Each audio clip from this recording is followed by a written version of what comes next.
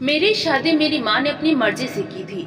मुझे शादी बिल्कुल नहीं करनी थी, लेकिन मेरी माँ ने जबरदस्ती मेरी शादी करी। मेरी माँ का कहना था कि मैं उस लड़की के साथ बहुत खुश रहूंगा। दरअसल मेरे बचपन से ही बहुत गरीबी के दिन कटे थे। मेरा बाप बेचारा सुबह से लेकर शाम तक मजदूरी करता था और उस पर जो उन्हें रोजाना की कमाई होती, उसी से हम 5 भाइयों को रूखी सूखी रोटी मिल जाती थी। मेरी माँ भी अपनी पूरी कोशिश कर रही थी कि कोई हुनर आजमा कर थोड़ा बहुत मुश्किल वक्त के लिए जोड़ कर रखे। हमने तरस तरस कर रूखा सूखा खाकर अपना बचपन गुजारा था और बड़े हुए थे। मुझे गरीबी की जिंदगी बहुत बुरी लगती थी, जिसमें तरस तरस कर जीना होता था। किसी को अच्छा पहने और खाते देखकर मेरा दिल तरस जाता था। मैंने सोच लिया था कि मैं किसी अमीर लड़की से शादी करूंगा। मेरी शक्ल सूरत तो बहुत अच्छी थी, पर बस जेब खाली थी और कोई काम भी नहीं था। मैंने अपनी माँ से कहना शुरू किया कि माँ, मेरी शादी किसी अमीर लड़की से करवाएं। भले ही वो लड़की काली हो, गूंगी हो या लंगड़ी हो, मुझे से कोई फर्क नहीं पड़ता, मुझे बस पैसा चाहिए। मेरी बात सुनकर मेरी माँ बहुत हैरान हुई और वो मुझे डांटने लगी, कहने लगी कि राकेश, इतना लालची मत हो, लालच का अंजाम बुरा होता है। किसी अच्छी सीधी सादी लड़की गरीब लड़की से शादी करेगा तो जिंदगी चैन से कटेगी, नहीं तो पूरी जिंदगी अपनी अमीर ससुराल के तलवे चाटता रहेगा। गरीब की औलाद हो, गरीब बनकर रहो। पैसे कमाने का इतना ही शौक है तो अपने दम पर कमाओ, खुद कुछ करो, पढ़ो लिखो, आगे बढ़ो, किसी काबिल बनो। ऐसे निकम्मे रहोगे तो कोई पागल ही होगा जो तुमसे अपनी बेटी की शादी करेगा। माँ की बात तो बिल्कुल ठीक थी, लेकिन मैं भी पीछे हटने वाला नहीं था। मैंने भी सोच लिया था कि शादी करूंगा तो ऐसी लड़की से करूंगा जो मेरे दिन बदल दे, खूब पैसे वाली हो। अपने सपने को पूरा करने के लिए मैंने दिन रात एक कर दिए, अपने ऊपर मेहनत करना शुरू कर दी। जाहिर है आजकल की लड़के किसी की जेब देखकर नहीं, बल्कि खूबसूरत शक्ल सूरत पर ज्यादा मरती हैं। मेरी शक्ल तो अच्छी थी, बस थोड़ा सा खुद को तराशने की जरूरत थी। फिर 2-4 दिन किराए के कपड़े और सूट पहनकर तो कुछ और ही ज्यादा अच्छा लगने लगा था, कि जैसे किसी अमीर बाप की इकलौती औलाद हूँ। रोज तैयार होकर और हीरो बनकर कॉलेज के गेट के बाहर खड़ा हो जाता। यह सब करते हुए मुझे काफी समय हो गया था, लेकिन मेरा काम नहीं बन रहा था। काम तो नहीं बना, बल्कि किराए वाले आदमी का कर्जा बढ़ गया। जब माँ से पैसे मांगे तो माँ ने साफ मना कर दिया। पापा से तो उम्मीद ही नहीं थी। आखिरकार खुद ही कोई छोटा मोटा काम करना शुरू कर दिया, क्योंकि लड़की मिलना ना मिलना तो बाद की बात थी। लेकिन अगर कपड़े के किराए के पैसे ना देता तो वो आदमी मेरा बुरा हाल कर देता। इसलिए कर्ज उतारने के लिए छोटा मोटा ही सही, लेकिन मैं काम करने लगा। रोज की कुछ न कुछ कमाई हो जाती थी और वो कमाई में खुद पर ही खर्च करता। मैं खुद को ज्यादा से ज्यादा अमीर दिखाने की कोशिश करता। मैं सोचता कभी न कभी तो कोई अमीर लड़की मेरे जाल में फंस ही जाएगी। यह मेरी जिंदगी का सबसे बड़ा सपना तो था ही, अब यह मेरा लक्ष्य भी बन चुका था। दूसरी तरफ मेरी माँ ने देखा कि मैं किसी काम में लग गया हूँ, कुछ न कुछ कमाने लगा हूँ। ठीक है, घर में नहीं देता, लेकिन कम से कम अपनी सोच तो अपनी कमाई से पूरी कर रहा हूँ। तो मेरी माँ ने यही समझा कि शायद मुझ पर मेरी माँ की नसीहत का असर हो गया है और मैं हकीकत को समझ गया हूँ। इसलिए मेरे लिए अपने बराबर के घर में रिश्ता देखना शुरू कर दिए। मुझे बिल्कुल भी जानकारी नहीं थी कि मेरी माँ मेरी शादी के लिए लड़की ढूंढ रही है। मुझे पता तो उस दिन चला जब काम पर जाने से पहले माँ ने कहा, आज काम पर मत जाओ, लड़की वाले तुम्हें देखने आ रहे हैं। माँ की बात सुनकर मुझे बहुत हैरत हुई। अगर लड़की वाले हमारे घर आ रहे हैं तो इसका साफ मतलब है कि मेरी माँ लड़की देखकर आ चुकी थी। आपने रिश्ता कब देखा है माँ? मैंने माँ से सवाल किया तो मेरी माँ हंसकर बोली, 1 महीने से रिश्ता देख रही हूँ, कोई 8-12 घर देख चुकी हूँ, लेकिन मुझे उन सब में यह लड़की और उसके घर वाले बहुत अच्छे लगे, इसलिए अपने घर पर बुलाया है। मैंने जल्दी से पूछा, माँ यह लोग पैसे वाले हैं? मेरी बात सुनकर मेरी माँ ने मुझे घूरना शुरू कर दिया और खूब बातें सुनाई। इससे पहले कि मैं अपनी माँ को कुछ जवाब देता या मैं कुछ उन्हें समझाता, उसी वक्त दरवाजे पर दस्तक हुई। यकीनन रिश्ते वाले पहुंच चुके थे। मैं मायूस मुंह बनाकर खामोश हो गया। वो लोग वापस गए तो रिश्ते के लिए हाँ कर गए। उन्हें मैं और हमारा घर दोनों पसंद आया था। माँ तो खुशी से फूले नहीं समा रही थी, लेकिन मुझे कोई खुशी नहीं हो रही थी। मुझे तो रिश्ता होने की खुशी तब होती जब लड़की किसी अमीर घराने से होती और उससे शादी करने के बाद मेरी जिंदगी बदल जाती उस समय मैं लालच में अंधा हो चुका था। मुझे कुछ भी दिखाई नहीं दे रहा था। इंसानियत और संस्कार मुझे उस समय कुछ भी दिखाई नहीं दे रहे थे। लेकिन मेरी माँ लालच में अंधी नहीं हुई थी। वो संस्कार को और इंसानियत को पैसे से ज्यादा अहमियत देती थी। लड़की का घराना बहुत ही शरीफ और संस्कारों वाला था। लड़की भी सीधी सादी और संस्कारों वाली थी। इसीलिए मेरे लाख मना करने पर भी मेरी माँ नहीं मानी और मेरी मंगनी के साथ ही मेरी शादी की तारीख भी तय कर दी। मैं चाह कर भी कुछ नहीं कर सकता था। मैं इस शादी से बचना चाहता था, किसी भी सूरत में यह रिश्ता खत्म करना चाहता था। लेकिन मेरे लाख ना चाहने के बावजूद भी यह शादी टूटती नजर नहीं आ रही थी। शादी की तारीख 2 महीने बाद की रखी गई थी। मैंने 2 महीने में बहुत कोशिश की थी कि जैसे भी मुमकिन हो इस गरीब घर से रिश्ता मेरा टूट जाए और मेरी शादी यहाँ किसी भी सूरत में न हो। मेरे लाख चाहने के बावजूद भी रिश्ता नहीं टूटा और आखिरकार शादी का दिन आ गया।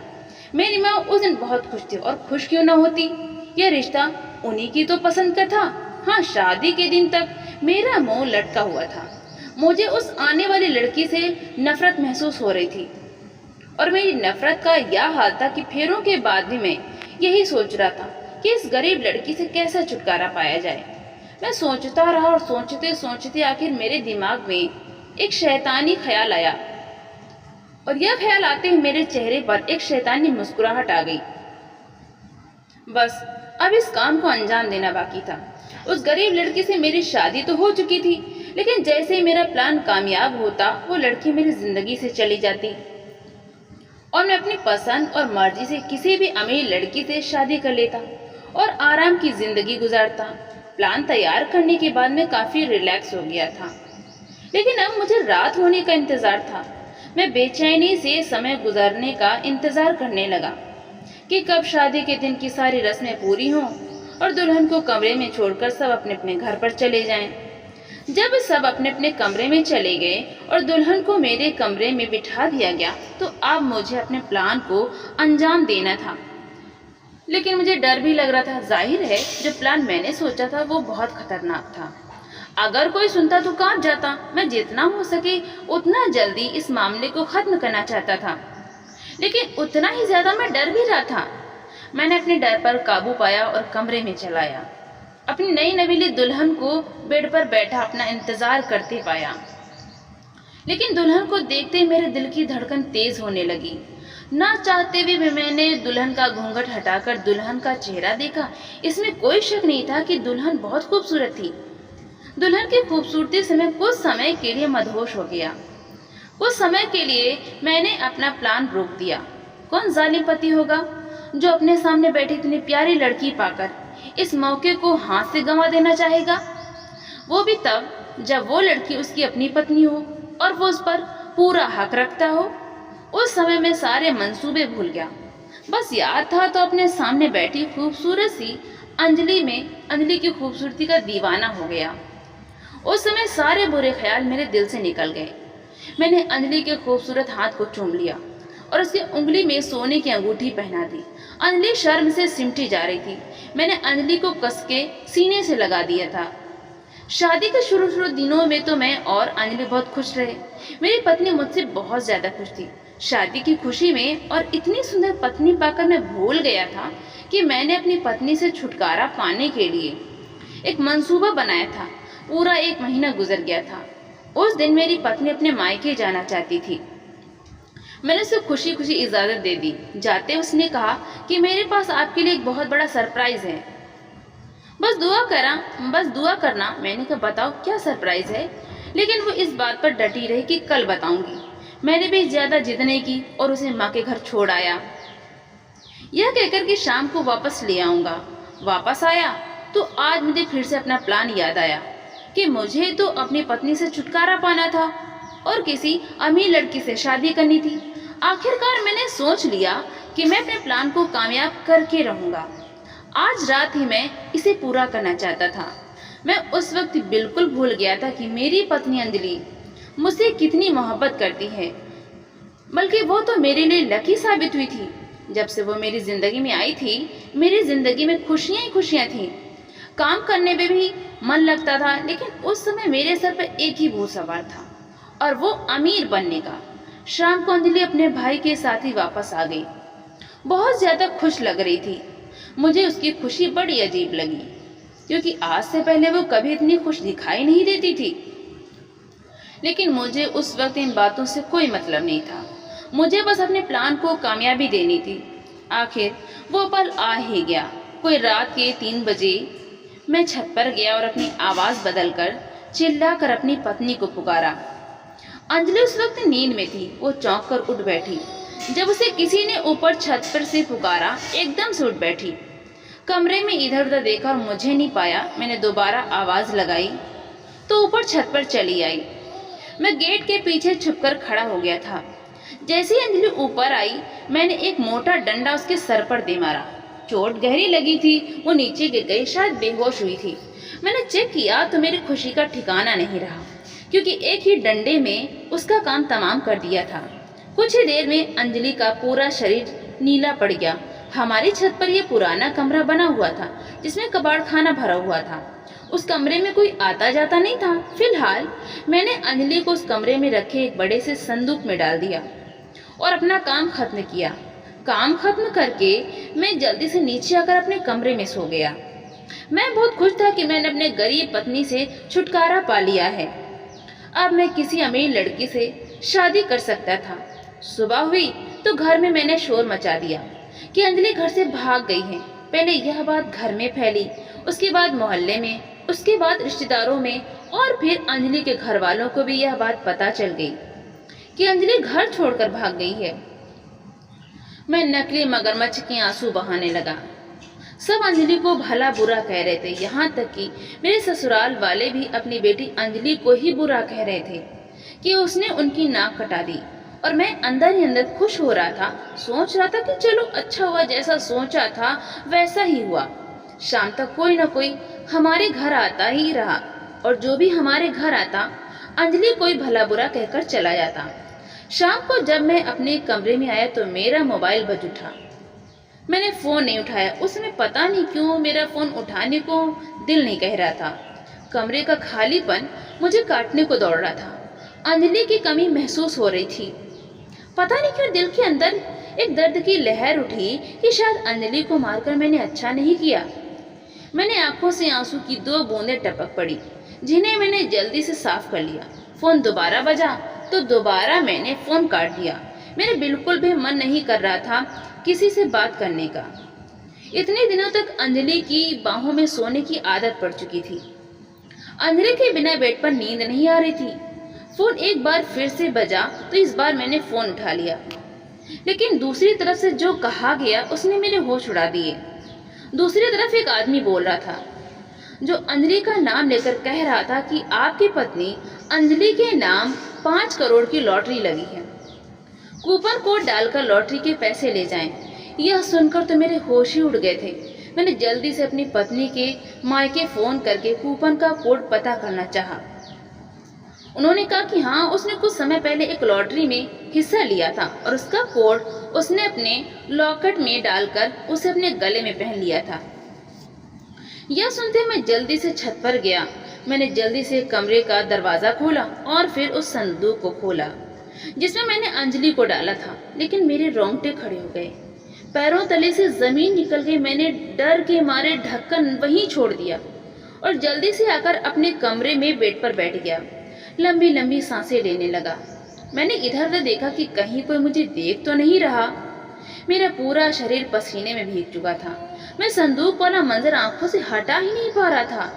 मेरे दिमाग ने काम करना बंद कर दिया था। उस वक्त मैं लॉटरी के बारे में भी भूल गया था। एक और नई मुसीबत मुझे अपने ऊपर मंडराती हुई नजर आ रही थी। मैंने सोचा कि यहाँ से भाग जाता हूँ।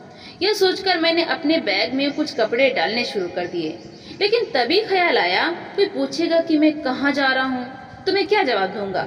सुबह तो मैंने अपनी पत्नी को घर से भागने का ड्रामा रचा था। अब मैं भी घर से गायब हो जाऊंगा तो सब लोगों को शक मुझ पर ही जाएगा। यह सोचकर मैं सर पकड़ कर बैठ गया। मुझे कुछ भी समझ में नहीं आ रहा था कि पूरी रात डर की वजह से मुझे नींद नहीं आई। सुबह 4 बजे कहीं जाकर मेरी आंख लगी थी और 1 बजे जाकर कहीं आंख खुली। रात वाली बात याद करते मैं फिर से डर से कांपने लगा। पहली बार मुझे अपने लालच पर अफसोस हुआ था। अपने लालच के चलते मैंने अपनी इतनी खूबसूरत और प्यार करने वाली पत्नी के साथ इतना गलत किया। अब मैंने यहाँ से भागने में ही भलाई समझी, लेकिन सोचा कि दिन के उजाले में नहीं, रात के अंधेरे में भाग जाऊंगा। इसीलिए रात होने का इंतजार करने लगा। पूरा दिन चुपचाप उदास घूमता रहा। ऐसा लग रहा था जैसे हर कोई मुझे ही भूल रहा है। मुझसे खाना भी नहीं खाया गया। रात हुई तो मैं कमरे में गया और सबके सोने का इंतजार करने लगा। तभी मेरी माँ मेरे कमरे में आई। अपनी माँ को अपने कमरे में देखकर अचानक से मैं चौंक गया था। मेरी माँ मुझे गहरी तेज नजरों से घूरने लगी। मेरी माँ मेरे पास सामने बेड पर बैठ गई और मुझसे पूछने लगी, तुम्हारा चेहरा क्यों उतरा हुआ है? दोपहर से बहुत परेशान लग रहे हो, सब ठीक तो है ना? क्या हुआ है? माँ की इस बात से मैं एकदम से घबरा गया। मैंने बात बनाते हुए कहा, जिस पति की पत्नी घर से भाग जाए वो परेशान ना हो तो क्या खुशियाँ मनाए? मैंने बहुत ही उदास चेहरा बनाकर कहा, लेकिन मेरी माँ ने मेरी किसी बात का कोई असर नहीं हुआ। मेरी माँ ने फिर पूछा, सच सच बता राजेश, तेरी पत्नी कहाँ है? क्या किया है तूने उसके साथ? मेरी माँ के सवाल ने मेरी बोलती बंद कर दी। मेरी माँ को मुझ पर शक हो गया था। अब सच बताए बिना कहीं नहीं जा सकता था। मेरी माँ अब सब जानकर ही रहेंगी। और फिर मैंने अपनी माँ को सारी सच्चाई बता दी। सच जानकर तो मेरी माँ सदमे में चली गई थी। वो अपना सर पकड़कर बैठ गई। बहुत देर तक तो उनसे कुछ बोला ही नहीं गया, और जब बोली तो एक ही बात बोली, राजेश यह तूने क्या कर दिया? ये क्या मुसीबत अपने गले में डाल लिया? अरे अंजलि तो इतनी अच्छी थी, मेरी कितनी सेवा करती थी। इस घर को अपना मानकर और हम लोगों को अपना मानकर उसने हम पर कितना विश्वास किया था, और तूने उसी के साथ इतना बड़ा विश्वासघात किया। भगवान तुझे कभी माफ नहीं करेगा, और ना ही मैं तुझे कभी माफ करूंगी। मेरी माँ जोर जोर से रोए जा रही थी और साथ ही साथ मुझे कोस रही थी कि यह कैसी औलाद पैदा की है मैंने। जैसे तैसे करके मैंने माँ को शांत किया। जब माँ थोड़ी शांत हुई तो कहने लगी, मुझे तो लगता है तेरी पत्नी पर किसी भूत या प्रेत का साया था। माँ की बात सुनकर मैं और ज्यादा डर गया। मैंने माँ से कहा, माँ मैं यह शहर छोड़कर जा रहा हूँ। मेरी माँ ने मुझे रोका कि मत जाओ, उल्टा मुसीबत में पड़ जाओगी। लेकिन मैंने अपनी माँ की एक ना सुनी और बैग उठाकर घर से निकल गया। अभी मैं घर से निकला भी नहीं था कि मेरे नंबर पर मेरे ससुर का कॉल आने लगा, और मेरे ससुर ने जो कहा उसे सुनकर मेरे कदमों तले से जमीन निकल गई। मैंने फौरन वहां से भागना चाहा, लेकिन तभी घर के बाहर कुछ लोगों की आवाज आई और वो लोग दरवाजा बजाने लगे। मैंने अपने घर वालों से कहा कि कोई दरवाजा न खोले, लेकिन आने वाले दरवाजा तोड़कर अंदर आ चुके थे, और उन लोगों के साथ पुलिस भी थी। मेरे हाथ से बैग छूट गया और मैं वहीं जमीन पर बैठ गया। आने वालों में मेरे ससुर और मेरी सास मौजूद थी। मेरी सास ने मुझे खामोश निगाहों से देखा, और जैसे ही थोड़ा आगे होकर साइड में हुई तो उनके पीछे देखकर मेरी और मेरी माँ की चीख निकल गई। और तभी मुझे अपनी माँ की बात याद आ गई कि शायद तेरी पत्नी पर किसी भूत या जिन का साया है, क्योंकि मेरी सास के पीछे जो लड़की खड़ी थी वो अंजलि थी। अंजलि तो मर चुकी थी, फिर जिंदा कैसे हुई? मेरी माँ ठीक कहती है, अंजलि कोई आम लड़की नहीं थी। मेरे ससुर ने फोन पर यही बात तो कही थी कि हम तुम्हारी पत्नी को वापस ले आए हैं। मैं हैरत से अंजलि की तरफ देख रहा था। एकदम सही सलामत मेरे सामने खड़ी थी। मुझे विश्वास नहीं हो रहा था। मैंने तो खुद उसकी नब्ज चेक की थी, उसके बाद ही उसे संदूक में डाला था। यह सब सोचकर ही मेरा दिमाग घूमने लगा, आखिर यह सब क्या है? तभी मेरे ससुर आगे बढ़कर आए। उन्होंने कहा, बेटा मैं तुम्हारी भागी हुई पत्नी को वापस करने आया हूँ। यह लो, इसे संभालो, और मुझे माफ कर देना कि मेरी परवरिश में ही कोई कमी रह गई थी जो अंजलि ने मुझे यह दिन दिखाया। लेकिन अगर अंजलि ने आगे से कुछ ऐसा किया तो मैं उसे जिंदा नहीं छोड़ूंगा। मेरे ससुर ने अंजलि का हाथ मेरे हाथ में देते हुए शर्मिंदा होकर कहा। और मैं यह सोच रहा था कि मुझे तो लगा था कि ये लोग कत्ल के केस में मुझे गिरफ्तार करवाने आए हैं, लेकिन ऐसा कुछ भी नहीं कहा। मेरी पत्नी को छोड़कर वो लोग वापस चले गए, लेकिन मेरे सवालों के जवाब अभी बाकी थे। मैंने अंजलि की तरफ देखा, लेकिन वो खामोशी से अंदर कमरे में चली गई। मेरी माँ तो खुद डरी हुई थी। मैं और मेरी माँ अंजलि के पीछे पीछे कमरे में चले आए। अंजलि उदास चेहरा लिए हुए बेड पर बैठी हुई थी। मैं मुजरिमों की तरह सर झुकाए कमरे में खड़ा हो गया। मैं अंजलि से नजरें नहीं मिला पा रहा था। मेरी माँ अंजलि के पास बैठ गई। कुछ पूछने के लिए मेरी माँ ने मुंह खोला ही था कि अंजलि बोली, मम्मी जी, मैं जानती हूँ कि आप लोग मुझे देखकर हैरान हैं। आप सोच रहे हैं कि मैं तो मर गई थी, फिर मैं जिंदा कैसे हो गई। और वाकई आपके बेटे ने तो मुझे मारने में कोई कसर ही नहीं छोड़ी थी। लेकिन राजेश, इससे पहले कि मैं आगे की कहानी तुम्हें बताऊं, मैं जानना चाहती हूँ कि तुमने मुझे जान से मारने की कोशिश क्यों की। तब मैंने अंजलि को सब कुछ सच सच बता दिया कि मैं लालच में पड़ गया था। मैं पैसा कमाना चाहता था आसान तरीके से, इसीलिए किसी अमीर लड़की से शादी करके अमीर होना चाहता था। लेकिन मेरी शादी तुम जैसी गरीब लड़की से हो गई और मैंने तुम्हें रास्ते से हटाकर किसी अमीर लड़की से शादी करने के बारे में सोचा था। मेरी बात सुनकर अंजलि की आंखों में आंसू और तेजी से बहने लगे थे।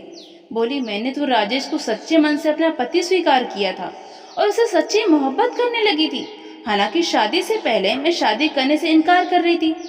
मैंने भी गरीबी में आंख खोली थी, लेकिन मैं सुंदर बहुत थी और इसी सुंदरता को हथियार बनाकर मैं भी चाहती थी किसी खाते पीते घर में मेरी शादी हो, जैसे कि इस गरीबी से मुझे छुटकारा मिले। मैंने अपने माँ बाप को मना भी किया था कि मुझे इस गरीब लड़के से शादी नहीं करनी, लेकिन मेरे माँ बाप नहीं माने और राजेश से मेरा रिश्ता तय कर दिया। लेकिन जब इस घर में आई तो राजेश का प्यार पाकर और आपकी ममता की छांव में मैं गरीबी अमीरी का फर्क भूल गई। मैं समझ गई कि पैसे से ज्यादा प्यार की अहमियत होती है। राजेश ने भी इतने दिन मेरा कितने अच्छे से ख्याल रखा था। मैं तो कभी सपने में भी नहीं सोच सकती थी कि राजेश मेरे साथ यह सब कुछ करेंगे। उस दिन जो राकेश ने मेरे सर पर डंडा मारा था तो दर्द की वजह से मैं नीचे गिर गई थी। मैं भी पूरी तरह बेहोश नहीं हुई थी, कुछ होश में थी। जब राजेश मेरे पास आया और जब वो मुझे चेक करने लगा कि मैं मर गई हूँ या जिंदा, तो मुझे शक हो गया कि राजेश मुझे जान से मारना चाहता है। इसलिए मैंने अपनी सांस कुछ देर के लिए रोक ली थी। राजेश को विश्वास हो गया कि मैं मर चुकी हूँ, तो उसने मुझे एक संदूक में बंद कर दिया। राजेश के जाने के बाद मैं उस संदूक से निकली और किसी तरह अपने घर पहुंची। रात का समय था। मेरी बहन ने दरवाजा खोला था। मैंने उसे कहा कि किसी को कुछ ना बताएं। हम दोनों कमरे में चले आए। उसने मेरे सर पर पट्टी की। मैंने अपनी बहन को सब कुछ बता दिया। मेरी बहन ने कहा, दीदी, यह तो पुलिस केस है, आपको पुलिस को जाकर रिपोर्ट करना चाहिए और उन लोगों को सजा दिलवानी चाहिए। लेकिन राजेश, तुम्हें याद है मैं जब अपनी माँ के घर गई थी तो तुमसे कहकर गई थी कि मैं तुम्हें कुछ सरप्राइज दूंगी, और वो यह था कि मैंने लॉटरी के पैसे जीते थे, और वो भी 5 करोड़ की। इसके साथ साथ एक खुशखबरी और थी, और वो यह कि मैं माँ बनने वाली थी।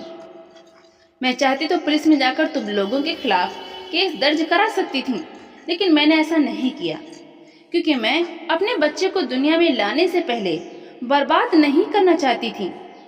मैं नहीं चाहती थी जब वो दुनिया में आँख खोले तो एक मुजरिम का और एक खूनी का बच्चा कहलाए। मैं पूरा दिन अंदर कमरे में बंद रही थी। मेरे माँ बाप को नहीं पता था कि मैं उनके घर में ही हूँ, और फिर मैंने कुछ ऐसा किया कि अपने माँ बाप को यकीन दिलवा दिया कि कुछ लोगों ने मुझे किडनैप कर लिया था। इसीलिए राजेश को लगा कि मैं घर से भाग गई हूँ। सबसे पहले मैं और पापा पुलिस स्टेशन गए और अपनी अपहरण की बात पुलिस को बताई। फिर पुलिस को लेकर और अपनी मम्मी पापा को लेकर मैं यहाँ आ गई। राजेश, इस घर में मैं तब तक हूँ जब तक मेरा बच्चा जन्म नहीं ले लेता। उसके बाद मैं अपना कुछ इंतजाम कर लूँगी। भले ही कोई छोटी मोटी नौकरी करूँ, लेकिन मैं इस घर से चली जाऊँगी। ऐसा कहते कहते अंजलि की आंखों में आंसू आ गए थे। मैं अंजलि के पैरों में बैठ गया। कहा, अंजलि, मुझे माफ कर दो। मैं लालच में अंधा हो गया था। तुम्हें बिल्कुल मत सोचना कि पैसों की लालच में मैं बदल गया हूँ। मेरा विश्वास करो, तुम्हें मारने के बाद भी मेरा दिल सुकून से नहीं था। मैं बहुत बेचैन था। मुझे एक मौका दो तो मैं तुम्हें कभी शिकायत का मौका नहीं दूंगा। लेकिन अंजलि ने मेरी तरफ से मुंह फेर लिया। समय धीरे धीरे गुजरता गया। अब अंजलि मुझसे बात नहीं करती थी। वो अलग कमरे में रहने लगी थी। हमें लॉटरी के पैसे भी मिल गए थे। अंजलि ने वो सारे पैसे मेरे सामने लाकर रख दी और कहा, लो, अपने लालच की भूख मिटा लो। लेकिन मैंने वो सारे पैसे गरीबों में दान कर दिए। मुझे अब पैसे का लालच नहीं था, मुझे तो बस अंजलि की मोहब्बत चाहिए थी, जिसके लिए मैं तरस गया था। अब मैं दिन रात मेहनत करने लगा था और अपने दम पर पैसे कमाने लगा था। अंजलि ने मेरे घर में कदम क्या रखा था, मेरी तो किस्मत ही चमक गई थी। थोड़े से पैसे जमा करके छोटा सा बिजनेस डाला और भगवान की ऐसी कृपा हुई कि खूब जल निकला। धीरे धीरे मेरे घर से सारी गरीबी दूर हो गई थी। और फिर एक दिन अंजलि ने प्यारी सी बच्ची को जन्म दिया। मेरी बच्ची जब 3 महीने की हो गई तो एक दिन अंजलि हमारी बच्ची को लेकर जाने लगी। उसने साफ कह दिया कि अब मैं इस घर में नहीं रह सकती। लेकिन तभी मेरी माँ बीमार पड़ गई और माँ की वजह से अंजलि घर पर रुक गई। माँ को बीमारी ने ऐसा पकड़ा कि वो बिस्तर से उठ नहीं पा रही थी। पूरे 8 महीने तक माँ बिस्तर से लगी रही और अंजलि ने उनकी मन लगाकर सेवा की थी। मेरी बेटी अब 1 साल की होने वाली थी और जब मेरी बेटी ने पहली बार अपने मुंह से पापा शब्द कहा तो जैसे मुझे दुनिया की जहान की दौलत मिल गई थी। मैंने खुशी से अपनी बेटी को गोद में उठाकर नाचने लगा था। और यही वो पल था जब वो अंजलि ने अपना फैसला बदल लिया था। अंजलि ने मुझे माफ़ कर दिया, भले ही अपनी बच्ची के लिए माफ़ किया हो। अंजलि ने मुझसे कहा, राजेश मैं तुम्हें माफ़ करती हूँ, मैं बेटी को उसके पिता से अलग नहीं कर सकती। और वाकई मुझे यकीन होने लगा है कि तुम बदल गए हो। आज का दिन मेरी जिंदगी का सबसे बड़ा दिन था। मैंने खुशी से अंजलि को गले लगा लिया।